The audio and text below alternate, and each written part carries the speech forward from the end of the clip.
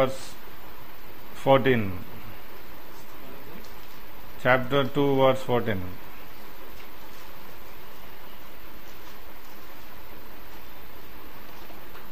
The unspiritual man does not receive the gifts of the Spirit of God. The unspiritual man cannot understand the things of God. For they are folly to him, They are foolishness to him. and he is not able to understand them because they are spiritually discerned. Okay, they are not able to understand them because they are spiritually discerned. That's so important. Okay, so an unspiritual man or a person who does not believe in God is lacking in moral and spiritual understanding. Then Luke chapter 16 verse 8. Luke chapter 16 verse 8. The master commanded the dishonest stealer from his students, for the sons of this world are wiser in their own generation than the sons of light. Than the sons of light. Okay, who are the sons of light? Those who believe in Jesus Christ. Okay, those who believe in Jesus Christ are called as the sons of light. That's very important for us to understand. Okay, we are called as the sons of light. John chapter 3.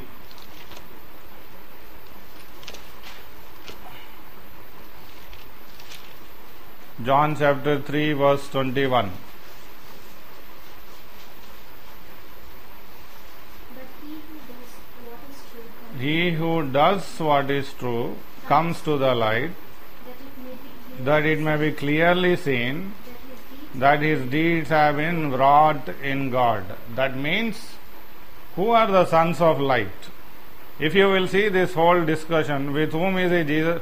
With whom Jesus is speaking these words? Come on, with whom is Jesus speaking these words here?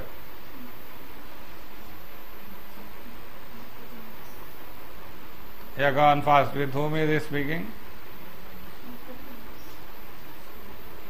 Come on, how many of you had breakfast in the morning?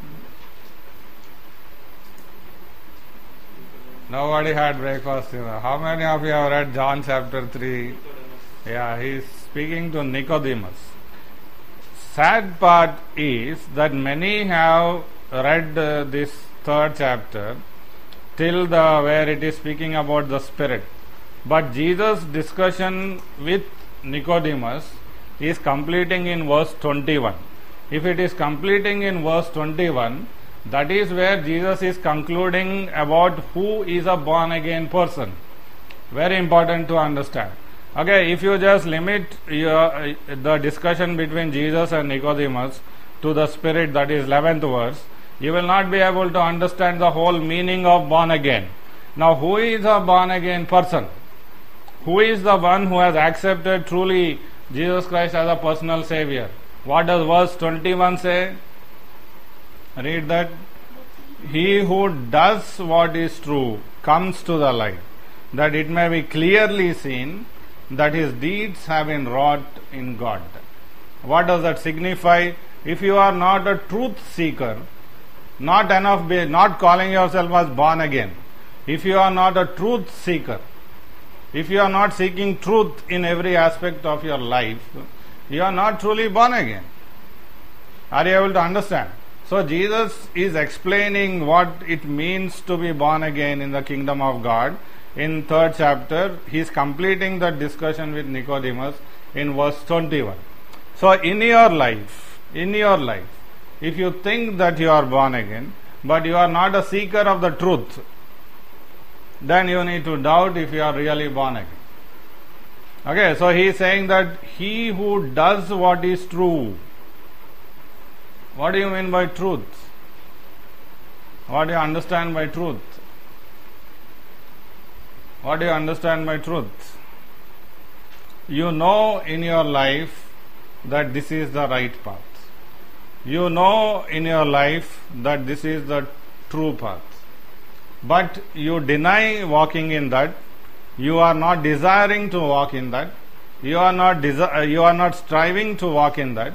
Then you need to doubt if you are a born again person. Because if you are born again, you will strive towards walking in truth. So, as a person who desires to do what is true, as a person who desires to do what is right, he has to come to God. Why does he has to come to God? Because man does not have the ability to do right and true in his own strength. Understanding? So that's why he says in verse 21, he who does what is true comes to the light, that it may be clearly seen that his deeds have been manufactured by God. That word wrought over there means manufactured by God. Are you able to understand? So what is true and what is right cannot be done by man but God alone. Because he is the light. Because he is the Father of light. But are you understanding or not understanding? So let's go back to James chapter 1 verse 16 and 17 and try to understand why exactly James brings in the aspect of the Father of lights there. We have to understand the context in which he is speaking that. Why does James speaks that? I am so used to Paul. James chapter 1 verse 16 and 17. Do not be deceived. Okay, first thing he says is, do not be deceived. My beloved No, that's it. First thing he says is, do not be deceived. There are three things that James is trying to emphasize in this passage. And we have to understand that thing. First thing he says is, do not be deceived. Why is he saying, do not be deceived? Now you need to go to verse 13 to understand why is he saying that we should not be deceived. James chapter 1, Yaakov మొదటి అధ్యాయం 13వ వచనం. Let no one say when he is tempted, I am tempted by God, for God cannot be tempted by evil, nor does he himself tempt anyone. Okay, so here why is he saying do not be deceived? Why is the term Father of the lights is coming? Because in verse 13 it says that no one can say that he is being tempted by God. What does it mean to be tempted by God? God putting temptation on us. Okay. Anything else? What do you mean by tempted by God? Our first father, or the first male, what is his name? Adam. When he got a wife, what did he do? He sang a song. But when wrong happened, what did he say? Genesis 3 verse 12. Read that. Genesis chapter 3 verse 12. The man said, The woman whom thou gavest to me. The woman whom you gave. That means he is accusing God of tempting him. Okay, Adam is accusing God of tempting him. So that's why it happens many a times in our life, in situations when situations seem to be going above our head, when struggles and storms seem to be going above our head and nothing right is happening. It is usual that human heart comes out with these kind of statements saying, why is God doing this? Why is God allowing this? Why is God not understanding? Is not God merciful? Why is he doing this? Okay, so Adam is accusing God that the woman you gave me. So he is accusing God. Did you do that in your lives anytime? Okay. So that is the wrong thing you are doing. Okay, so you are accusing God if you are saying that. Proverbs chapter 19 verse 3.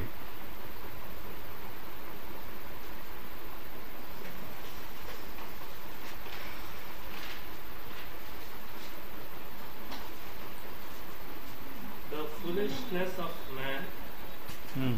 foolishness of man twists his way, and his heart frets against the Lord. Read that again. Foolishness of 19:3, no? सही है. The foolishness of man twists his way. Twists his way. And his heart. Frets or. Lord. Okay, he accuses God. Okay, it is because of man's foolishness he fails. It is because of man's foolishness he gets into whatever he gets into. But his heart accuses God. How could God do this to me? The reason of your fall, the reason of your failure, the reason of your stumbling is not God. It's not God who has tempted you. It is because of your own decisions. It is because of following your own will, because of following your own desires that you have failed or fallen, and you accuse God.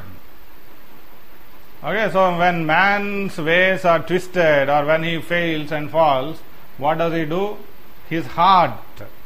Why is he saying his heart? Because from the time Adam has fallen, human heart accuses God of any wrongdoing in his or her life. But the reason is, it is his or her own decisions that have brought that thing in their life. Revelations chapter 16 verse 9 to 11. Just look at the wickedness of human heart. Revelations chapter 16 verse 9 to 11.